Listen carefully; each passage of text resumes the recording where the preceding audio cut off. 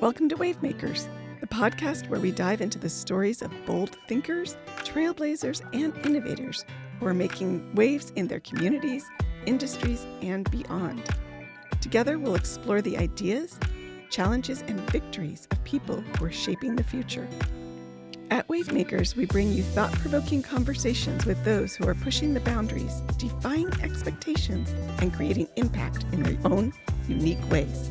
While we're proudly produced by Rio Salado College, a place that values lifelong learning and community impact, this podcast isn't just about education. It's about real-world stories of passion, perseverance, and progress. So, if you're ready to dive deep into the big ideas and get inspired by those who are making waves, you're in the right place. Let's get started. Hello, everyone, and welcome to Wavemakers. Today, we are gifted with a set of guests who are both Rio, soon to be, I should say, Rio alumni. So I'm going to give you both an opportunity to introduce yourselves and maybe share a little bit about what you're studying, when you're going to be graduating, and maybe what brought you to Rio, especially at this stage of your life. Mari, you want to get us started? Sure. Well, my name is Marielena Aguirre Foster, and I took my very first class at Rio in 2019. I'm a little bit of a late starter. This year, I am proud to say I'm going to be going into 9 years of sobriety from intravenous heroin and methamphetamines and 5 years from alcohol. And so recovery is really front and center when it comes to my personality and where my pride is. I am going to be graduating with my associates in addictions and substance use disorders, and then transferring over to ASU Barrett Honors College for public service and public policy with an emphasis in health policy. That's incredible. I am so proud of you and excited to see what happens next. Goldie, can you share a little bit about your story? Hi, yes, I am Goldie Johnson Pompey. I have been at Rio since January of 25. Taken tons of classes to hurry up and graduate so I can move forward with my career. I'm a student emphasis in law and public policy here, and I do graduate this spring, moving on to University of Arizona for a bachelor's in law. Believe it's the first one in the country and possibly still the only one. And then off to get my JD from University of Arizona as well. Oh, I can't wait to hear what took you down that path. That's awesome. You know, you're here to talk about your experiences. You're not just students. You're also professionals, you're leaders, you're juggling life and work and academics. How does that all intersect here at Rio for you? Goldie, you want to start? Sure. I would say at work, I'm also a leader, informal, but I'm a leader. A lot of people look to me for direction, questions, and I'm probably one of the older ones on my team at work as well. So I do feel this sense of like big sister in a sense, with looking out for individuals, trying to be a resource, trying to give as much information and knowledge on things as I can. I know sometimes it's hard for people to listen to their parents in this, right? We're talking about in college. No one wants to hear what the parents have to say. But when they look at me as a peer, it's like, oh, that's great information. And I'm like, I'm not your peer. But in the setting, it's very interesting how it all kind of flows together. Like the position of being a leader to people informally and formally, it just goes from work straight here to Rio with the clubs that I'm a part of as well. So. And I'll have you share a little bit about that too. How about you, Mari? How does this all intersect for you? Well, I am very fortunate for the opportunities I've had at Rio, not only really as a leader, but the actual curriculum. With my recovery, it is more unconventional, I guess you could say. I didn't go through a treatment facility. I didn't go through like rehabilitation. And so when I started taking classes, I really got to learn a lot about myself, and I felt like I feel like I've truly gone through my recovery even stronger being a student here. And then working in the field, I began about 5 years ago as a behavioral health technician, both inpatient, outpatient, and now I'm a case manager assisting people through their recovery that have recently been released from incarceration. And I really just help clients and I teach clients in the same way that I've learned about myself throughout these years. I've grown a lot as a person. Really, these past 2 years, I think, are the strongest as far as my personal development. And it's really just everyone I've met here at Rio as well. Goldie's one of them. You meet people that really just motivate you and teach you new perspectives, and you have to be really willing to embrace that as well. So I'm very thankful for it. You mentioned when you started classes, so I want to ask both of you, why was Rio the right fit for you as a non-traditional student? You're not just right out of high school. You have a few years of life experience behind you. Why was it the right fit at that time for you? Goldie? Sure. Online, that was the number one reason that I chose Rio. I work full time, and my schedule is a little flexible. So I figured if I chose Rio, I get off work at 2. I could start studying by 3 or 4, and it still felt like I had my day, right? By 8 p.m., some people are just getting home from work, and I'm done with work, and I'm done studying. So that was my first choice with Rio, but since I've been here, it has been the wonderful faculty, our amazing, amazing president, and the students. So, yeah. How about you, Mari? Well, when I first enrolled with Maricopa, I was about a year into my recovery journey. And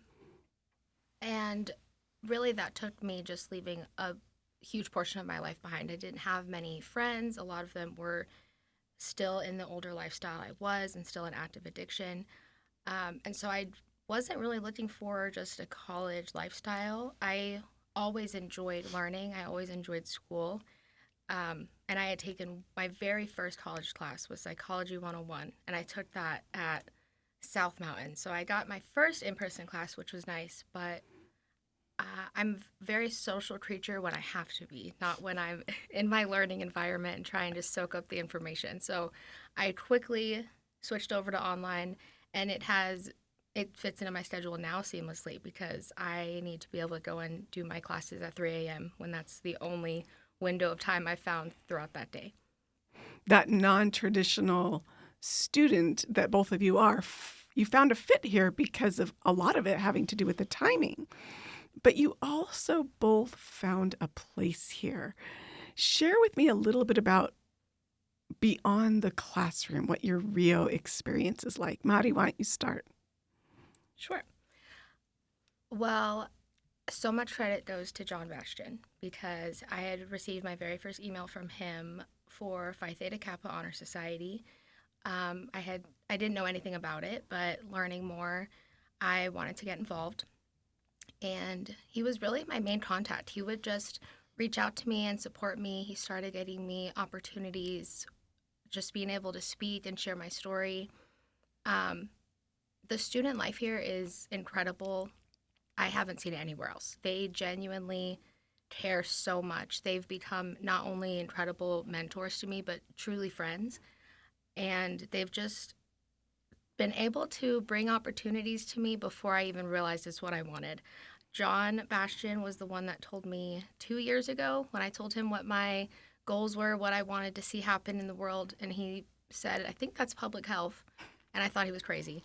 And still, I owe everything to that conversation because he single-handedly helped to guide my professional and academic journey. He'll never take the credit for it, but he really owes it. Goldie, what did you find when you came to Rio? Did you plan to get involved in student life and as a student leader, or did you fall into it? Were you just expecting to take classes? How did this fit? So this is my second time around in college, right? So I figured I keep hearing, get involved, you'll stick it out if you're involved. So when I first signed up for classes, I also looked at esports. I'm a gamer. And I looked at Rotaract. I love to do community service. So I had no idea about PTK, wasn't really looking into that. I joined a Rotaract service event, I believe with Phoenix Rescue Mission, and I met Dr. Henley there. And Dr. Henley's talking to me, and she's like, "What's your GPA?" And so I'm like, I don't know. I just started." She's like, "I think you'd be great in PTK. You should join PTK." And then Kelly Suka, who was the president, I think at the time, she's like, "You should join PTK. You'd be great for PTK." And I'm like, "What is this PTK?" Right? And so we get back and I get an email, Dr. Henley, Ricky, Kate Packer, and I'm just like, what is going on? I'm kind of terrified, right? I just started with Rotaract and like I'm inconsistent a little bit. Esports hasn't replied to me, and that's what I'm really excited about. And after that, there was induction, and then there was just this huge like welcoming of people. I met Madi. And then they're like, "You should join regional." And I'm like, "I just joined this." It's like, "You'd be great." And I'm like, "Okay, I'll get involved in that as well." I love to say I'm an introvert, but no one will probably believe me. So that was just right up my alley. Just learning with people, just having a good time. It's not all about academics. It's building friends and family. So the student life department here has been absolutely amazing. I have been involved in so much that I didn't think I would be involved in. But Kate Packer, if you know her, she is very much, she sees your potential. She sees something in you, and she is not pushing you too far, but pushing you enough so that you can believe in yourself. And the same with the rest, Dr. Henley, Ricky, President Smith. She's also like, "Hey, there may be this opportunity for you." And I don't know how you could not then get as involved as you can, and just see different avenues and spaces that I never thought I would be in, honestly. And I'm like, "Oh, okay, I can see myself here now." And it's definitely because of the student life team, as well as the students. So I love that. And you're right. There's so many opportunities through PTK, through Rotaract.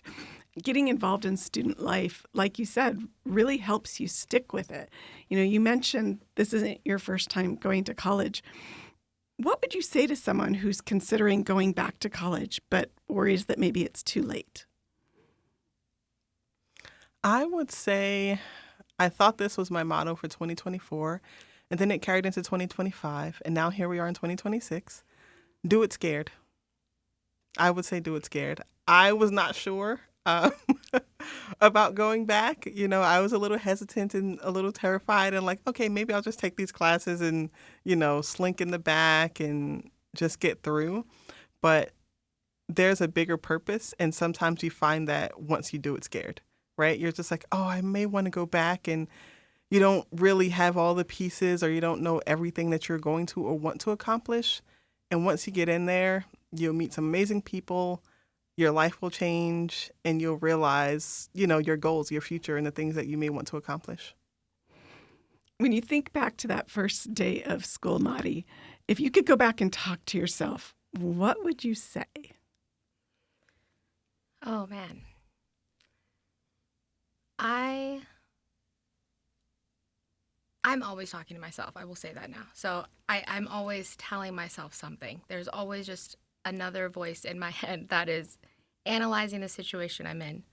But I was really scared, and I truly had no idea what to expect. And so I would just tell my past self it's going to turn out way better than you can even imagine. I don't just think to my first class. I think to Catalyst 2023 PTK. I had just joined. I was so new that understandably I wasn't going to be sponsored on the trip with the rest of the chapter. And so I was doing yard sales. I was working double shifts at the hospital at the time, everything I could to raise money to go. And I really still didn't even know what to expect.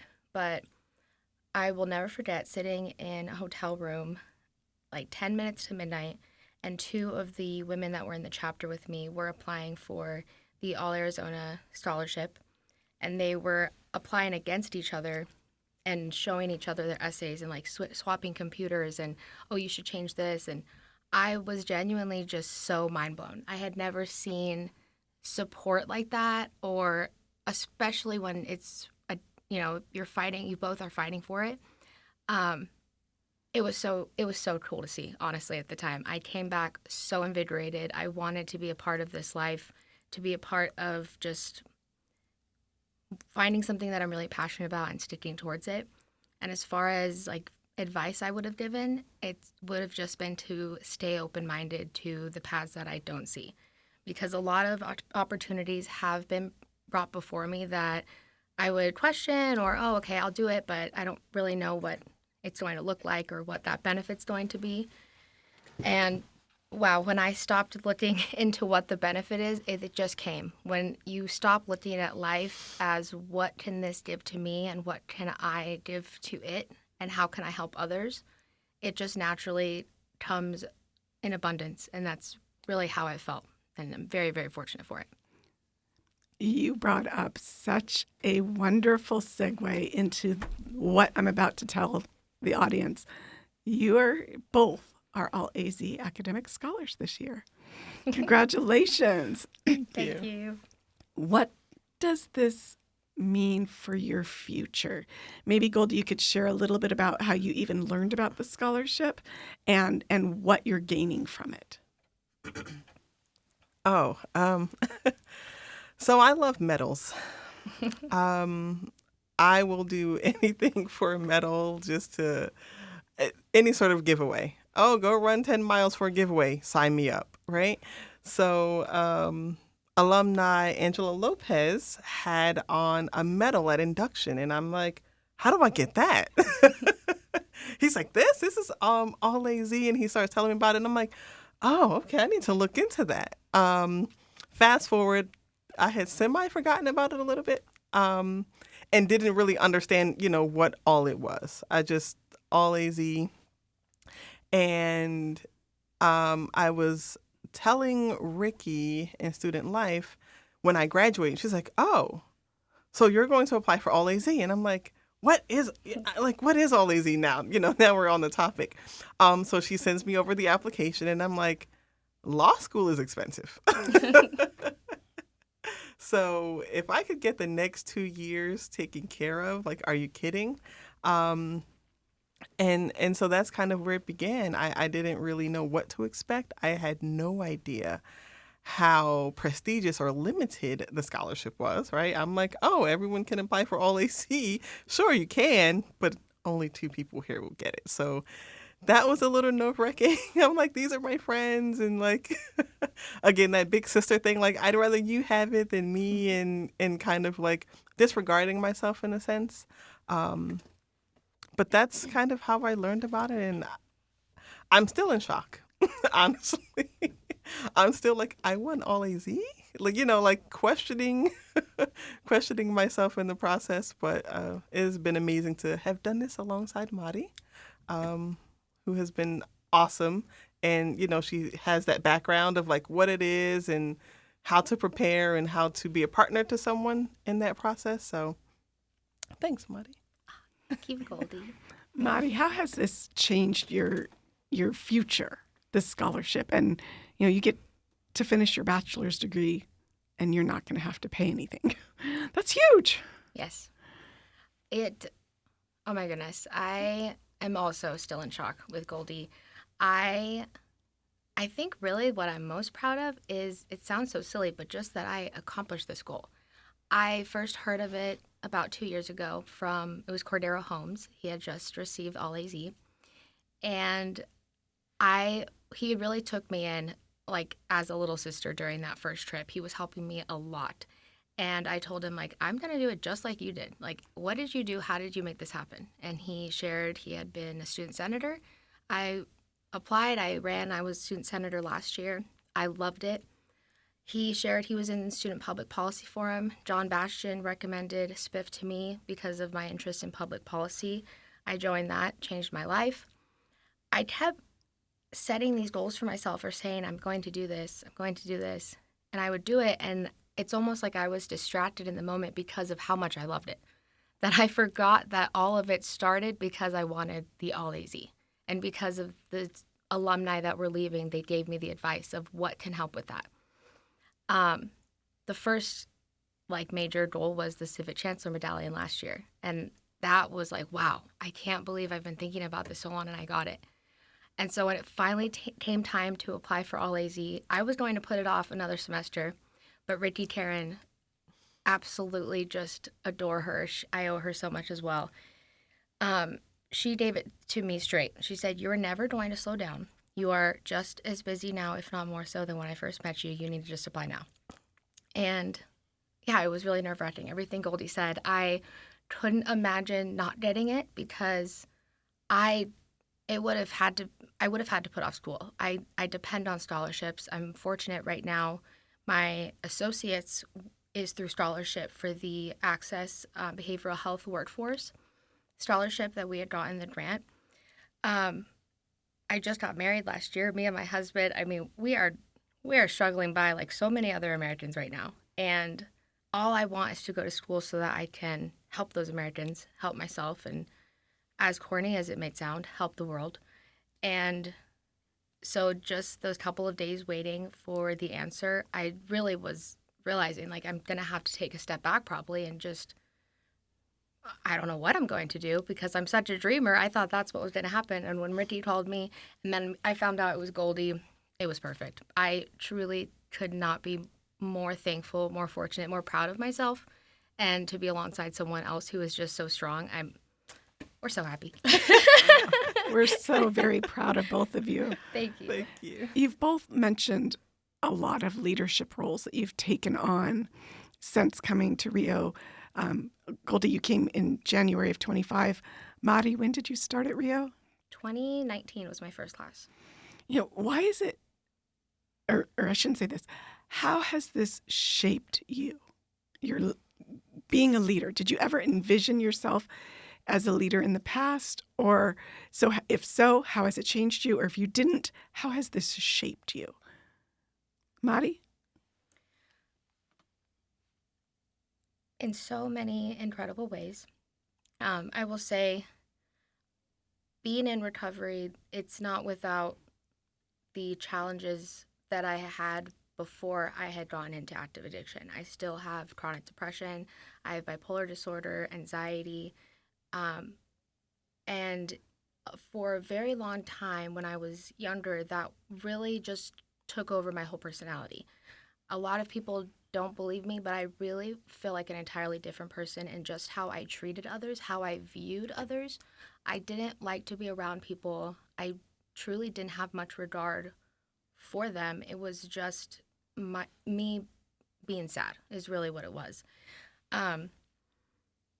As I took on leadership roles, it's built so much empathy within me, not just in what I've learned as far as addiction and substance use disorders, but just mental health as a whole. I've also always been very perceptive and just aware of my surroundings. It's not just coming from anxiety, but I'm always very careful of how others may view me. And it started off as a very negative thing, always hyper fixating on that.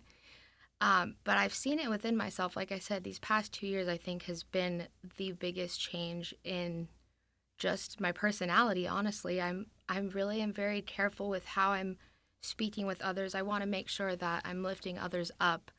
I want to walk away from a conversation feeling like I helped that person. And so I came in really not knowing a lot of things and learning from people. And now I just can give back to others. And being a leader means so much because I want to show others how they can do that for others as well, and the gratification that it gives you. Because everyone can be selfish. There has to be a little bit of selfishness for us to be happy. And for me, that's just the way it feels to lift others up around me. I love how much you embrace your story and you share it. This is not the first time I've heard you share your story. So thank you so much for being vulnerable and sharing that with us. Goldie, how has it shaped you? Had you planned to be a leader? Is it something that you fell into? I would say it's definitely something I fell into. My parents may not say that. Some of my siblings who think I'm bossy may not say that.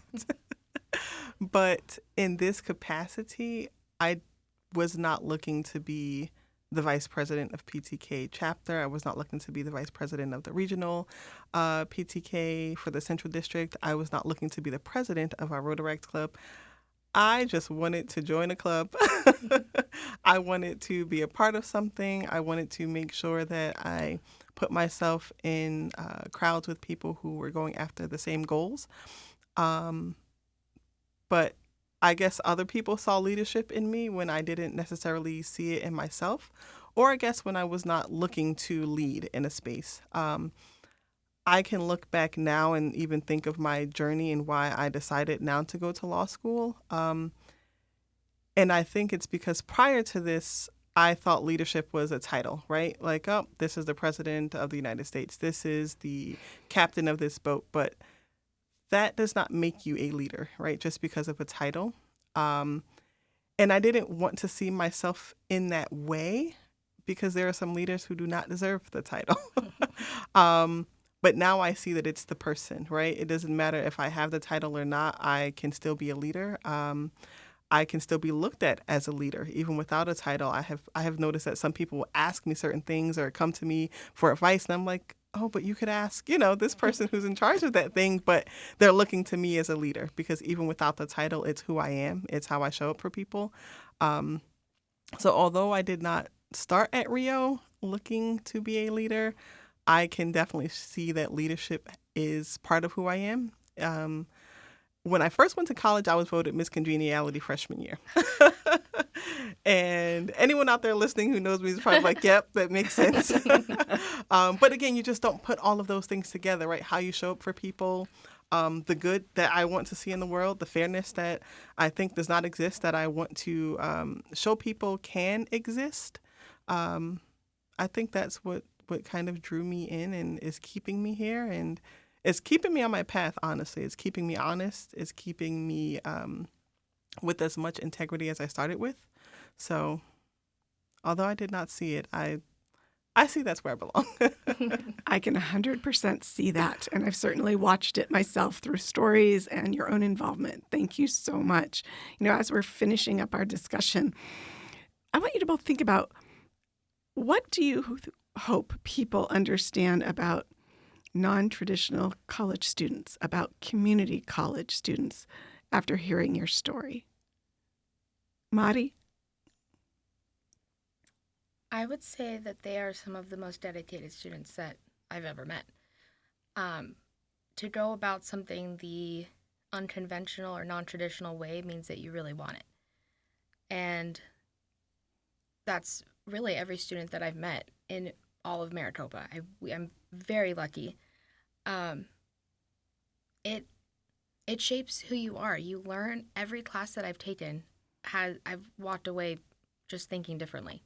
Even like my computer science class. I'm not a tech person. I felt so smart. I was so excited to be able to do the tiny bit of coding I did. You build confidence. You find direction, not just in your career, but in yourself. It changes how you treat people. I mean, these are all the benefits I've seen and all the qualities that I see in the students around me. Goldie, do you have anything to add to that? Absolutely. I think even looking at the financial side, sometimes people are like, oh, I have to go to college. I have to do this thing. And, you want to go to the Ivy Leagues. You want to go to the T14s for law school. And sometimes if you take a step back, you can still get to those goals, right? But because of the economy that we are currently in, you can start at community college. You can get family, right? It's so small that sometimes the needs that you need to be met can be met here. University, sometimes you're lost in all of that, right? Your advisor has this many students. Your student life area is huge. You don't really know where to connect or how to connect. So starting at community college, doing your 2 years, or even just for a year, right? Just getting some credits, getting a hold of like the changes that are about to come. And then apply to that Harvard, right? A lot of people don't realize that you can go from community college to Ivy League. It happens all the time. And especially when you're involved, and you just get some of those skills. Learning to write research papers with PTK, like maybe you've never done that before. And even just in leadership in there, you can take some of those skills and apply for jobs now, you know? Oh, I've been the president of this thing. I've been the vice president of here. I've been the secretary. And you can just take some of that under your belt without having spent $60,000 a semester and move forward. It doesn't have to limit you to say like, oh, community college, it's just for people who, you know, don't know what they want to do. You can have a clear path and start at community college and still get to where you're going. You phrased that just absolutely beautiful. Thank you both so very much for sharing your story with us. I have said it before. I will say it again. I cannot wait to see what the next few years brings for both of you. To all of our Wavemaker listeners, thank you for listening with us today. Look forward to hearing from you. If you have anything, let us know and come back for our next episode. Take care.